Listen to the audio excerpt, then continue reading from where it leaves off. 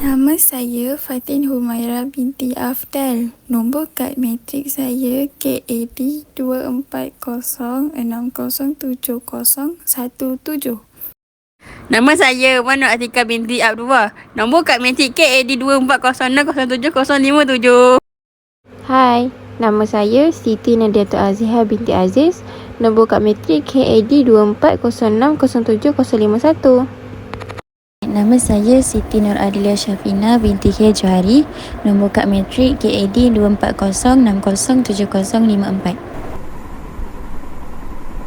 Aiman dan Aina minum air di kawasan kolej. Sedapnya minum air tin ni. Aiman, kenapa buang sampah merata-rata? Alah, sikit je. Lagipun nanti ada orang bersihkan juga.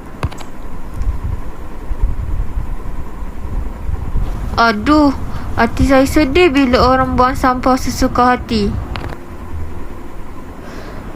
Siapa yang bercakap tu?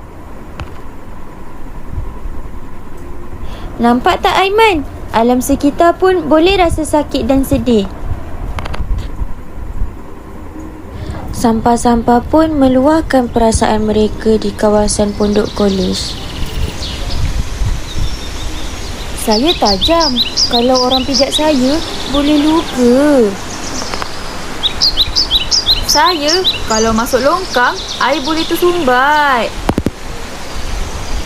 Kalau salah tempat, saya tak boleh dikitat semula. Saya tong jingga. Semua bahan plastik patut dibuang di sini. Dan saya tong biru. Kertas dan kotak adalah tanggungjawab saya. Dan saya pula tong coklat. Sabahan kaca seperti botol kaca masuk ke dalam saya.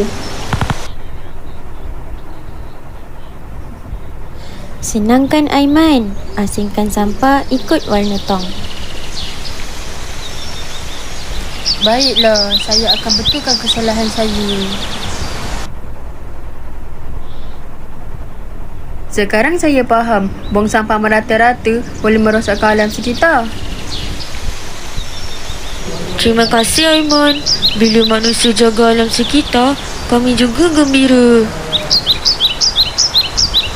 Jom kita jadi contoh yang baik.